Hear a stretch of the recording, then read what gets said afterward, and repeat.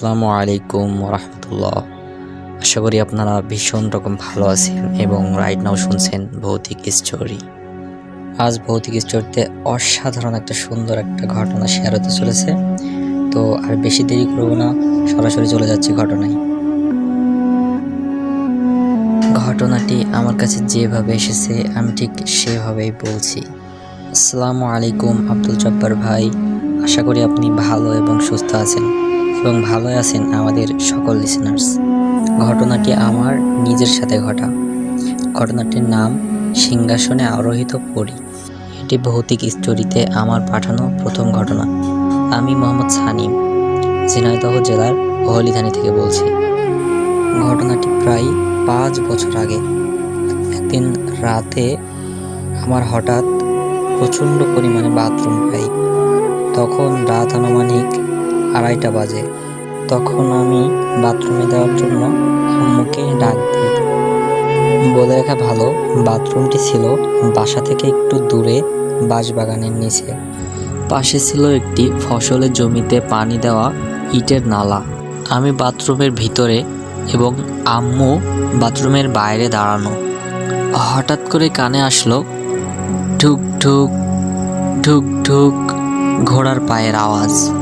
হঠাৎ আম্মু বাইরে থেকে আমাকে বললেন, একটি সিংহাসন 2টি ঘোড়ার উপর এবং সিংহাসনে একটি খুব সুন্দর পরীর মতো একটি মেয়ে বসা। ঘোড়াটি ঢুক ঢুক আওয়াজ করে চলছে এবং হি হি করে হাসছে এবং নালা দিয়ে চলছে। তার কিছুক্ষণ পর আমি যখন বাথরুম থেকে বাইরে বের হই, তা দেখার জন্য আমি মোটেও প্রস্তুত ছিলাম না। দেখলাম সেই মেয়েটি ঘোড়ার উপরে আরোহণ করছে এবং পিছনে হুবহু সমান অনেকগুলো ঘোড়া তার পিছু পিছু চলছে। তখন আমার আম্মু বলেন, তাড়াতাড়ি বাসায় চলো, এখানে বিপদ হতে পারে, বেশিক্ষণ এখানে দাঁড়ানো যাবে না। তখনকার মতো আমি আমার জরুরত ছেড়ে আম্মুর সঙ্গে তাড়াতাড়ি বাসায় চলে যাই। তার কিছুদিন পর একদিন রাতে বাইরে আমি দাঁড়িয়ে আছি আম গাছের নিচে। তখন হঠাৎ আমার নজর যায় পাশে থাকা একটি আম গাছের উপরে। চোখ যেতেই তাকিয়ে যেটা দেখলাম, তা দেখার জন্য আমি মোটেও প্রস্তুত ছিলাম না।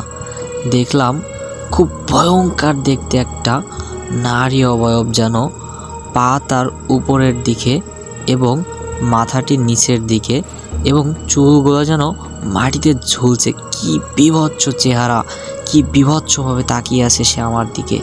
সে আমার দিকে তাকানো অবস্থায় ফিক করে একটা হাসি দেয়। কি বীভৎস এবং কি বিচ্ছিরি যে তার হাসি, দেখে রীতিমতো আমি সহ্য করতে পারি না। আমি চিৎকার দিয়ে দৌড়তে দৌড়তে কখন যে হঠাৎ অজ্ঞান হয়ে মাটিতে পড়ে যাই, তারপর আর কিছু আমার মনে নাই। এরপর আমার সঙ্গে যা হয় সেটা আমার মায়ের ভাষায় বলতেছি। বলছেন, মা শোন বাবা, তুই যখন জ্ঞান হারিয়েছিলি চিৎকার দিয়ে, তারপরে বাসার আশেপাশের লোকজন এবং আমি আর তোর বাবাও ছুটে যাই কি হয়েছে দেখবার জন্য। গিয়ে দেখি তুই চৌরাস্তার মোড়ে ওই আম গাছটির নিচে অজ্ঞান হয়ে পড়ে আছিস। তখন আমরা সবাই মিলে ধরাধরি করে তোর জ্ঞান ফেরাই।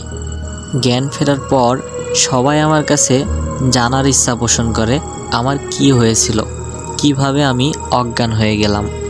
তখন আমি তাদেরকে আমার সাথে ঘটে যাওয়া সমস্ত ঘটনা তাদেরকে খুলে বলি। সেদিনকার রাত না ঘুমিয়েই কোনো রকম কেটে যায়। পরদিন বাবার কথা মতো বাবার পরিচিত একটা হুজুরের কাছে আমাকে নিয়ে যাওয়া হয়।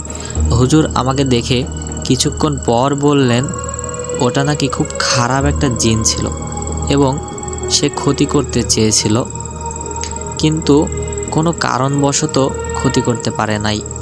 কিন্তু হুজুর আমাকে যা বললেন, সে নাকি আমাকে ঝাড়ফুঁক করে দিয়েছে এবং কিছু আমল দিয়েছিল আমাকে, সেগুলো নিয়মিত করতে বলেছিল এবং রাত্রে যেন আমি একা একা বাইরে কোথাও না বের হই, এ ব্যাপারে তিনি বিশেষভাবে নিষেধাজ্ঞা দেন। হুজুরের বলে দেওয়া নিয়ম অনুযায়ী আমি কিছুদিন এভাবেই হুজুরের আমলগুলো হুজুরের দেওয়া আমলগুলো করতে থাকি, তারপর থেকে আমার সঙ্গে এমন কিছু আর হয় নাই। ঘটনাটি কতটুকু ভয়ঙ্কর হয়েছে জানি না, কিন্তু গুছিয়ে লিখবার চেষ্টা করেছি। তো আব্দুল জব্বার ভাই, আজকে এতটুকুই ছিল। পরবর্তীতে অন্য কোনো ভিডিও পাঠাবো ইনশাআল্লাহ। আমি মোহাম্মদ সানিম, ঝিনাইদহ জেলার হরিণারি থেকে বলছি। এরপর তিনি তার নাম্বার শেয়ার করছেন। তো আজকের মতো এখানেই বিদায় নিচ্ছি। আসসালামু আলাইকুম, ধন্যবাদ।